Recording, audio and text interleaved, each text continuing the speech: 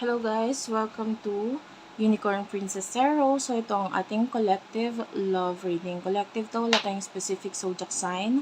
Ang importante, makarelate ka, makaresonate ka dito sa ating reading.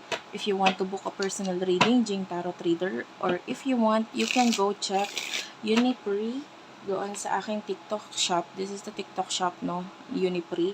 I-search mo na lang yan sa TikTok, and doon may mga bracelet doon na makaka-avail ka ng personal reading, tarot, astrological, palm reading, whatever you want. Feel free to choose. Okay, so for collective, what do we have here for collective? Kunin natin yung main energy mo. Okay, your main energy, you do have your separation and palm tree. And then at the bottom of the deck is the boat. Okay, so sa nakikita natin, maybe you're having separation right now with regards sa person na kakonect mo. And there are times na namimiss mo itong person na ito, you are still yearning or looking forward na makausap, makipag-connect. But the palm tree is telling me na kailangan you have to ground yourself. You need to focus on your stability. You need to, be more flexible. Ito yung time na kailangan mag-focus ka sa growth mo. Whatever ending na nararanasan mo ngayon, whether it's with regards to your friends, with regards to your love, with regards to your family, career, yan. Kung ano man yung mga ending na nararanasan mo ngayon with separation, the boat is here. This is telling you to move on. Because, kung bakit nag-end, because this is the right time na kailangan i-ready mo yung sarili mo to receive what you need. Okay? May mga bagay talaga or mga wants natin, mga gusto natin na aalisin or mawawala sa atin or hindi natin makukuha.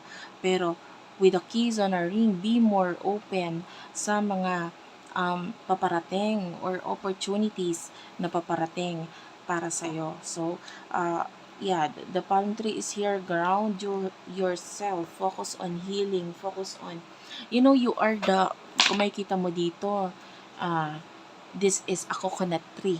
This is, kung alam mo, ang coconut tree, maraming gamit yan. Walang tapon dyan. Diba? Dahon yan, may pakinabang, kahoy, bunga, lahat dyan sa coconut tree, no? May pakinabang. So, this is you. Don't say, no? Never ever say sa sarili mo na, bakit ka pa nabuhay? Anong meron sa'yo? Anong ganyan? Wala kang purpose. You do have a lot of purpose in this life. And you just need to focus on your goals para magkaroon ka ng be more positive. Kasi might be dito sa separation na nangyayari sa iyo na ito nagiging negative ka masyado. So, just let go of thinking about whatever is making you feel sad, no? I-let go mo yon. If you're not sure of the future, hindi mo kailangan mag-focus sa future, mag-focus ka sa present. Diba? So, let's move on to the person na nakakonect mo pagdating sa love. Who is this person na nakakonect mo pagdating sa love? Who is this person na nakakonect mo pagdating sa love?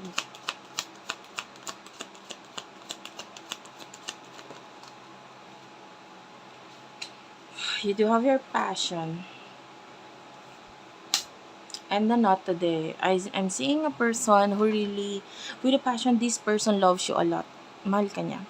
It's just that with the not today, pwedeng this person is avoiding you. This person is pwedeng hindi ka niya kinakausap or maybe hindi niya sinisin or sinasagot ang mga message mo.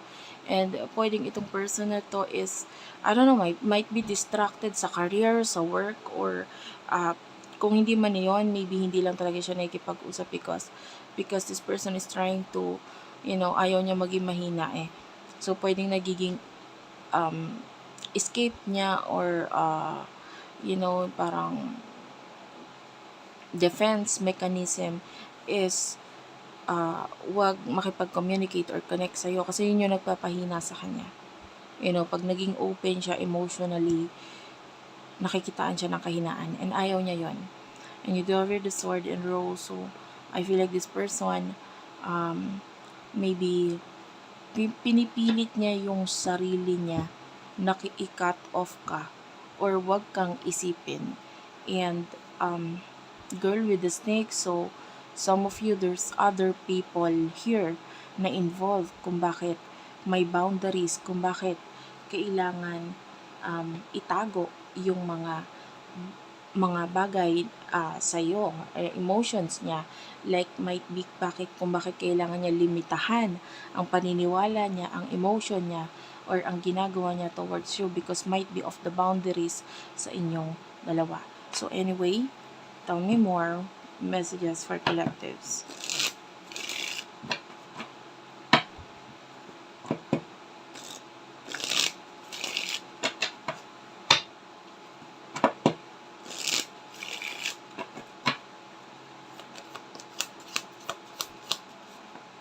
You do have the cassette and the sword and rose.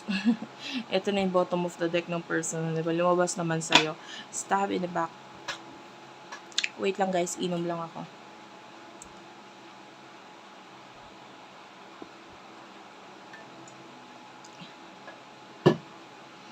So, nakikita natin dito with the cassette and the sword and rose na maaaring pinipilit mo rin ang sarili mo na i-cut off, tanggalin, proteksyonan ang sarili mo by,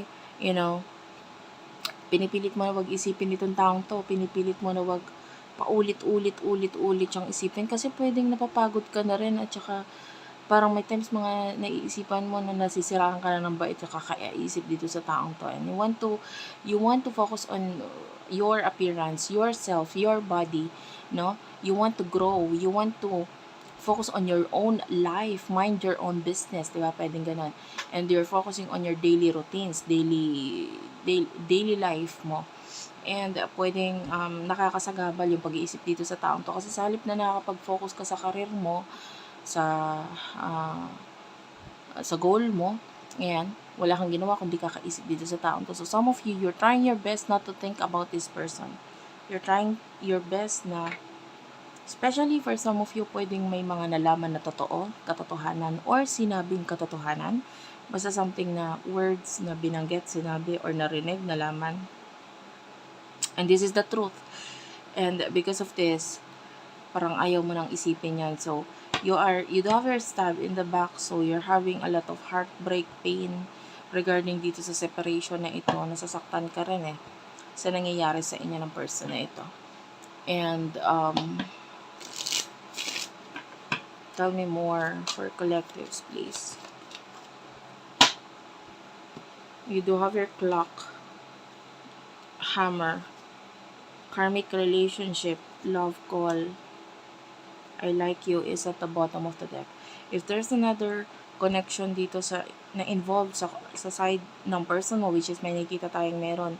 Actually, ang nakakapagpatagal dito is yun naman talaga You know why? Kasi itong person na ito is, I feel like sinasabotahin niya yung sarili niya. But I can see the energy of this person hiding something. Especially yung emotion niya with regards sa'yo at yung emotion niya with regards doon sa person niya. But to tell you what guys, especially if guys ito ay open sa LGBTQIA+, ha. Pero meron kasing ganito. Some of you ang kakonect mo, siya yung lalaki dito sa connection and you are the babae. Ngayon, alam mo, malakas ang instinct ng mga babae, nating mga babae. Inborn na sa atin yan, malakas ang instinct natin. So kahit anong tago ng person na ito, o sige i-work out natin yung relasyon natin, ramdam ng person niya na hindi ako laman ng puso mo. Alam niya yun. Ramdam yun ng person na yun. And if ever there's flirting or communication na nangyayari sa inyo, whether ngayon or in the past, na I feel like this communication is itinago, hindi alam nung isa. Pero ramdam niya, malakas ang instinct nun. And the love call is here. I feel like this person is still thinking of you, wanting to communicate with you. Na although wini-work out niya yung connection or komunikasyon niya with his or her person, kung wini-work out niya yung relasyon nila, nandun pa rin yung kagustuhan niya na gusto kong makipag-connect pa rin sa'yo. Gusto ko pa rin makausap ka. This is mind over heart with regards to your person. No? Mind over heart. Hindi niya alam kung ano yung susundin niya doon. Pero it's like, this is really affecting your person. Hindi mo rin alam kung ano gustong mong mangyari sa totoo lang. Kasi yung iba sa inyo, you want to heal. Gusto mo nang, sige, doon na lang siya. Maybe especially if there's home na involved, there's family, there's children. So, ibinibigay mo, pinaparaya mo. Sige, mag-heal na lang ako sa sarili ko. Maybe this person is really not for me. Pwedeng ganon. Pero, in a way, some of you, there's this mystery going on sa connection ninyong dalawa eh.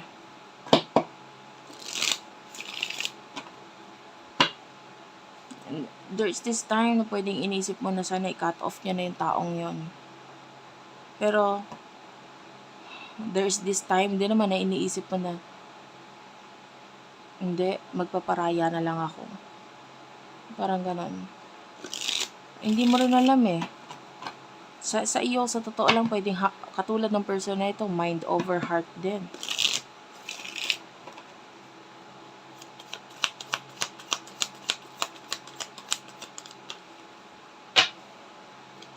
You do have here the butterfly, the girl with the snake, and healing heart.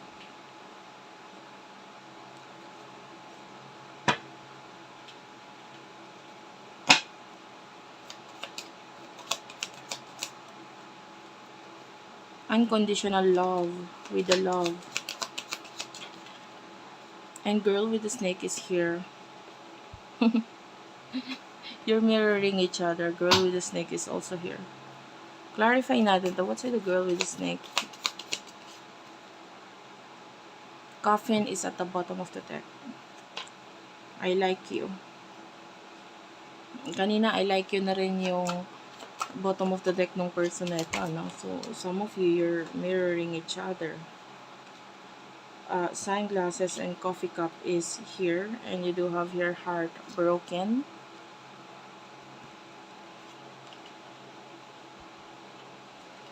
And gusto kong gamitin itong card na ginawa ko. So, gagamitin ko siya for your reading. Yeah. Messages. Kukuhanin ko na rin yung messages dito, ha?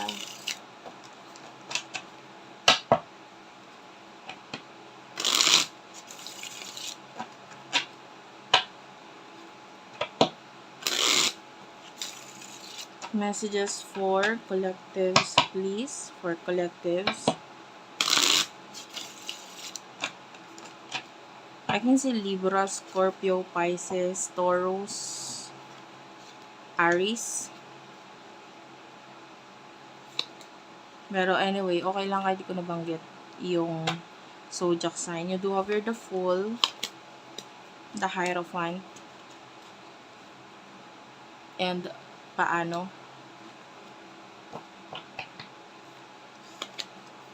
Evil Clown, Maleta, nagpaparaya ako. And then Gift.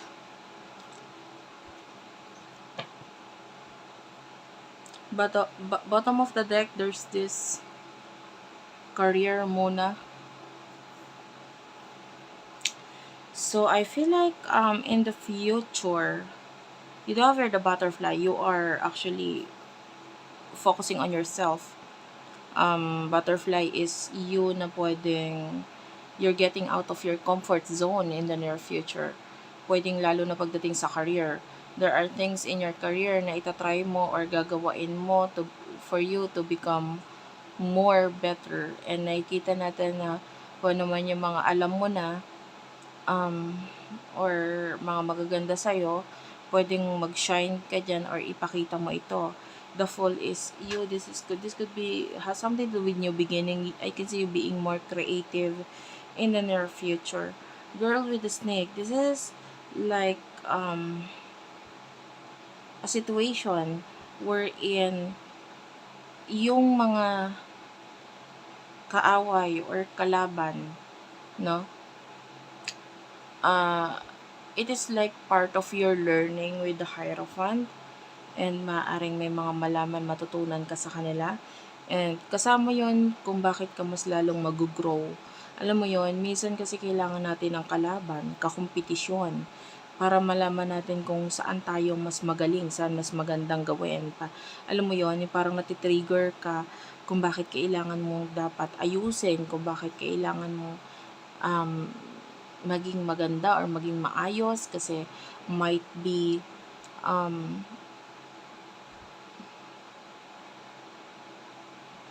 gusto mo, kumbaga parte sila para maging mas maayos ka palalo. So, part of your learning is itong mga kalaban na ito. And you do have your paano. Some of you, as much as possible, you will limit yourself pagdating dito sa person na ito. No, hindi ka gumagawa ng any movement or what, because you are focusing on endings and new beginnings, okay? With regards to karmic relationship, ayan, nakakita tayo ng maybe some of you is an ending of a communication connection and love dito sa person na to, kasi you feel like wala ng chance no? Ayaw mo namang ma-obsess dito sa taong ito, no? Na masasaktan at masasaktan ka lang. So, ang focus mo in the near future is with regards to yourself and with regards to your career. Ayan, lalo na ang bottom of the deck natin is career muna. This is you. So, punta tayo dito sa person mo. You do have your the evil clown. Maleta. Nagpaparaya ako. And the gift is here. I feel like ikakagulat din ng person na ito, kasi the way I say this is that kahit hindi siya gumawa ng action, ang gagawin niya is, ayusin, kontrolin ang connection with his or her person. I can see na magugulat na lang siya dahil in the near future, yung person naman niya ang magpaparaya or aalis sa connection nilang dalawa. The gift is like something na unexpected. Yeah, you can see the word unexpected here. Ikakagulat mo, and pwedeng hindi niya nare-realize yung person pala nakakonect niya is pinaghahandaan na i-cut off or nagpaparaya ako na itapusin kung ano man namamagitan sa kanila ng person niya. No? May plano na siya. You do have your maleta. So, may plano itong person na ito. It's just that with the evil clown, yeah, this is showing as a third person. This is showing as someone na, wearing a mask. Pwedeng hindi siya nagiging truthful doon sa person mo or sa person ninyong dalawa, di ba? Parang tingin niya, sige, itry i-workout, pero sa isip-isip na itong person na to, hindi, wala na. No? And this would cause a lot of sadness with regards sa person na ito, sa person mo, yung separation nilang dalawa. So, while you are working on yourself, something is cooking dito sa connection or sa buhay niya. Okay? So, yeah, that's it for now. Thank you for watching.